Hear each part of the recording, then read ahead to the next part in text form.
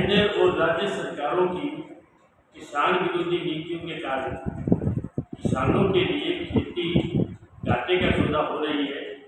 कर्ज के बोझ के तले दब करके किसान लगातार आत्महत्याएं कर रहे हैं और गन्ने की जो फसल के अंदर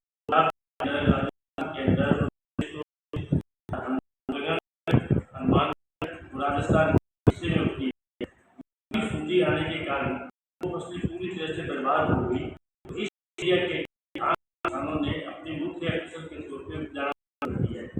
धान सिर्फ नहरी पानी से उसकी फसल नहीं पकती है, इसलिए वो ट्यूबवेलों का सहारा लेते हैं। सरकार की बिजली नीति के कारण सरकार ने पूरा का पूरा बिजली का काम निजी कंपनियों को ठेके पे दे दिया है। सरकार के अफसर तो सिर्फ पैसे की उगाई का ही काम करते हैं और किसानों के ट्यूबवेल के ऊपर जो ट्रांसफार्मर लगे हुए हैं वो 2-2, 3-3 महीने बदले नहीं जाते हैं। किसान उसके खिलाफ अगर इकट्ठा होकर के आवाज़ उठाते हैं तो सरकार उनको दबाती है, उनके झूठे मुकदमे बनते हैं।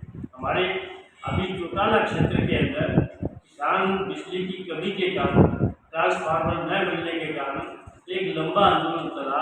अधिकारियों को उन्होंने प्रार्थना पत्र दिए, धरने दिए, प्रदर्शन किए, अधिकारियों से मिले और हर सब आश्वासन तो मिलते रहे, पर उनकी फसल को बचाने के लिए ट्यूबवेल के ऊपर जो ट्रांसफार्मर है वो नहीं मिले। तो चौटाला के अंदर आसपास के किसानों ने जहां बिजली का सब डिवीजन कार्यालय है उसके ऊपर प्रदर्शन किया, अपनी मांगें रखी।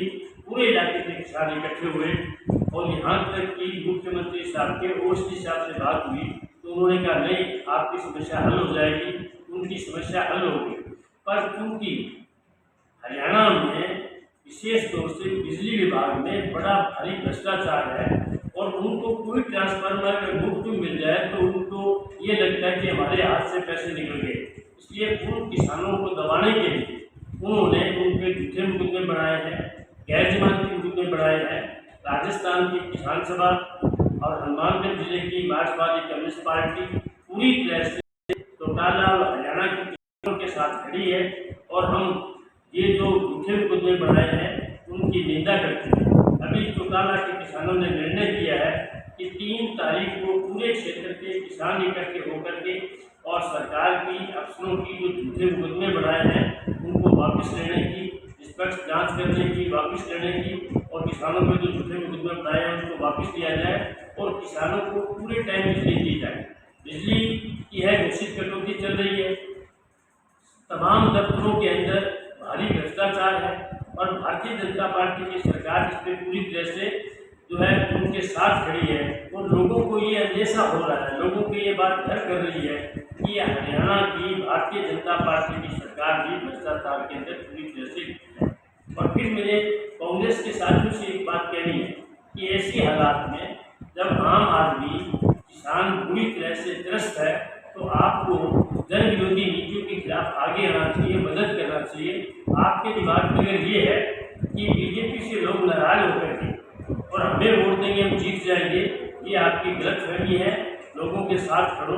भारतीय कम्युनिस्ट पार्टी मार्क्सवादी किसानों के साथ खड़ी है, मजदूरों के साथ खड़ी है, नौजवान और विद्यार्थियों के साथ खड़ी है।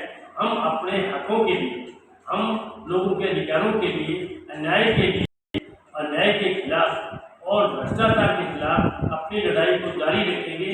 आप हमें पुलिस के डर से, झूठे मुकदमों से हमें डरा नहीं सकते। हम जब तक लोगों के हक नहीं मिलेंगे हम हमारी लड़ाई को जारी रखेंगे।